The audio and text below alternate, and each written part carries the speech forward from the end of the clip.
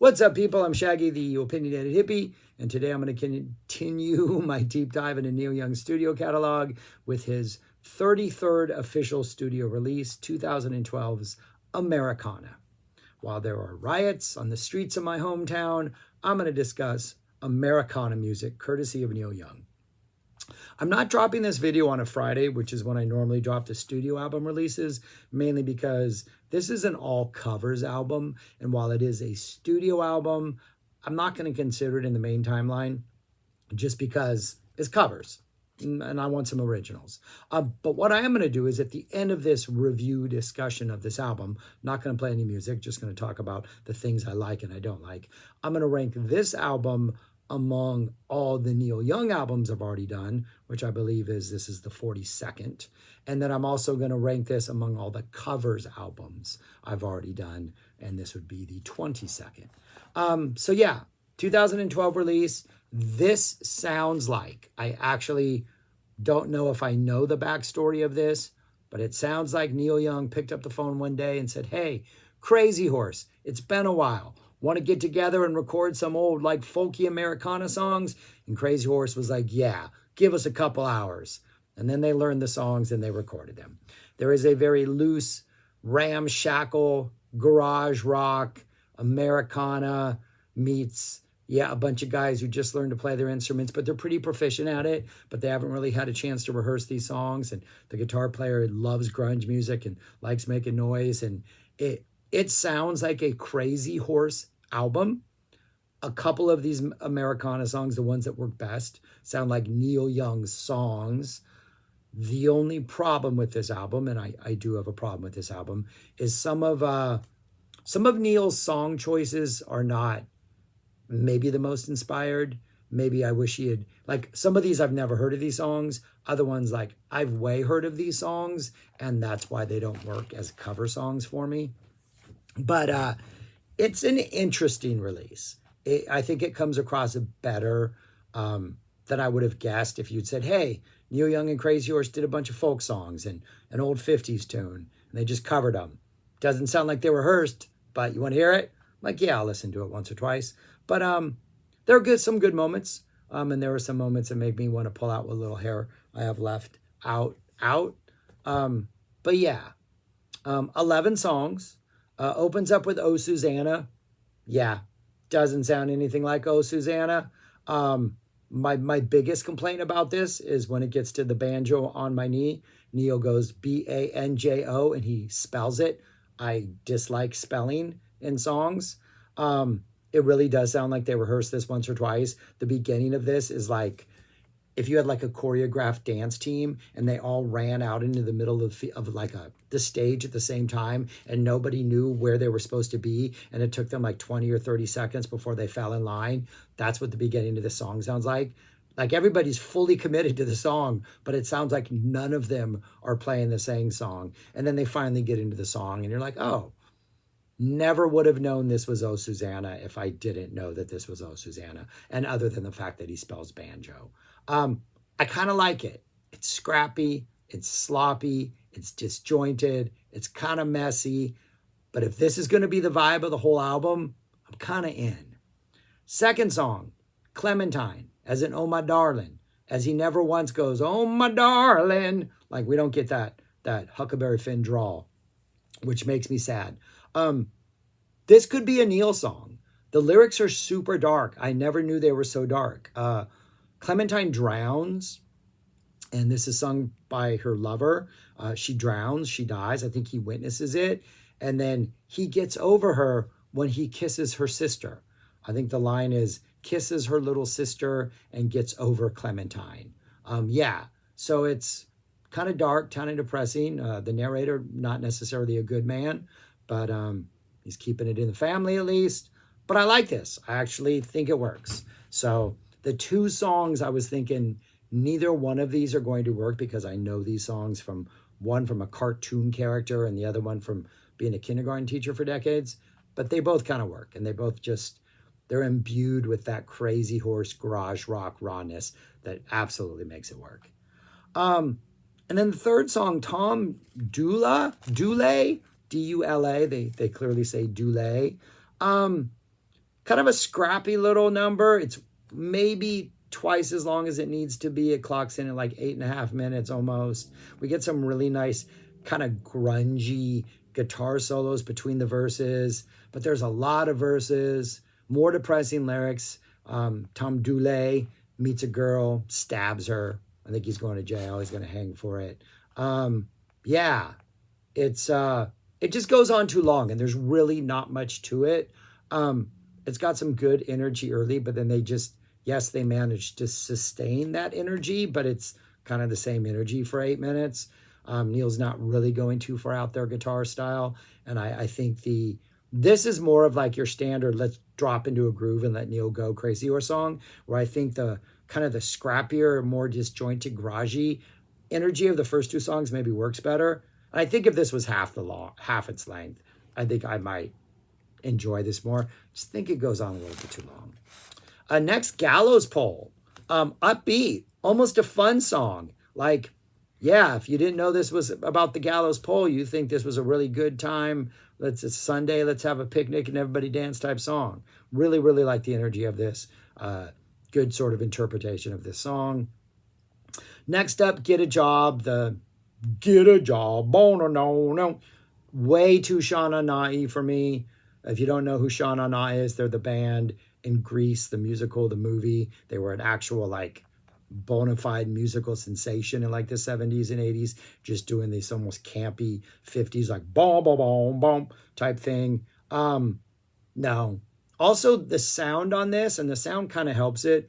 It does sound like they're literally in a studio and there's one microphone in the middle of the room and they're just like playing live and it's just picking it up. So the quality and the immediacy of the performance, I think, is pretty good, but this doesn't fit. Get a Job is not a traditional Americana folk song. The whole bomb, they commit to the Sha Na Na bit in a way that I don't really like. Don't need this. Nope, I'm saying no on this one. Next up is Travel On. A really, really good song. Almost like a keep beat with a tambourine on your knee type vibe, like, which I think works for like a traveling on song. Starts off with sort of an a cappella with Neil on guitar before the band kind of drops in. There's like this nice guitar riff that kind of echoes the main melody of the song. Really good energy. It's similar to Tom Dooley, where it's kind of just one groove for 6.5 minutes and they're just kind of, riding this one idea. But the energy about this one works better. The sort of, you just want to like slap your knee and be with this, like jam along with this. I like it. It just works better. I think it's a really good song. Really good choice of covers. And then the thing that I think is easily the highlight of here, a song called High Flying Bird. It almost sounds like it could be like a longer sort of mid-tempo crazy horse type song, like a Danger Bird or something. We're really just kind of going to take our time and like just lay out this nice slow groove for Neil to explore in. We don't get that, but we get like more of a song that fits that vibe. The lyrics feel like they could be straight up Neil Young lyrics. They actually work. The melody is really strong. The guitar solos are good. There's lots of nice little changes throughout it. They give it a more of a dynamic feel than say like the Tom Dooley or the Travel On. Really, really good song. Probably the highlight of the album and kind of a necessary peak at this point because the next two songs aren't that good. But I think probably the best thing, it's like the band's warmed up. It sounds like they've rehearsed this song a couple times. It's probably the strongest and not one I'm familiar with. So why maybe it resonates a little more because don't have these expectations coming into it. But I really like High Flying Bird. And then the next two songs, I just kind of wish he hadn't picked them. Jesus Chariot, which is actually She'll Be Coming Around the Mountain. And there's a verse. I don't know if Neil added this. I'm assuming he did. She will take us to the portals when she comes. She will take us to the portals. That has to be a Neil edition, right? I probably could have looked it up, but I didn't because I've always been just confused by that verse. A note of this, and then there's a cover of This Land Is Your Land. These female backing vocals just take us out of the garage rock quality of it. Almost as a duet. There's a female voice echoing a lot of Neil's vocals, which is fine, but it doesn't feel like everything that preceded it. So it feels like a different piece of music or a different jam session. I think part of the value of what makes A lot of this work is this, we're all in the garage just recording these songs after not knowing them too well vibe. And this one feels a little more like thought put into it, which is fine, but I don't know. The guitar is kind of echoing the melody, which I don't like. I'm a no to This Land Is Your Land. Then we get an acoustic song. I think the whole band is here, but we got acoustic guitar. Folky song, gentle, rolling. It's called Wayfaring Stranger. The vibe is someone who is wayfaring, not werefaring. And then we close out with God Save the Queen, which is just no. This isn't even Americana. This is Briticana, right? Is that what they call it over there? Briticana. We don't have queens here. Though we have some guy trying to be a king. That's why we got riots in the streets of my hometown. But yeah, it almost feels half-hearted, feels random, feels like they recorded all the other songs and Neil's like, anybody know God Save the Queen? Let's do that. And they just knock this off. I don't know. I don't like it. It almost works. It actually, and this is a real-time thought I'm having. It actually kind of works if it's the opening song, because God Save the Queen, we leave Britain, have our own revolution, and then Americana is born. So it actually works. Maybe it's still not a very good song. I mean, not a good song. There's no reason for it to exist. But yeah, interesting had it been the lead-off track. I think I might, next time I listen to this first and then just repeat it, see how it sounds. But anyways, yeah. So out of those songs, there's 11 songs. I think 6 of them are good. I would recommend Oh Susanna, Clementine, Gallows Pole, Travel On, High Flying Bird, and then the acoustic Wayfaring Stranger. And that's 55%, so 6 out of 11.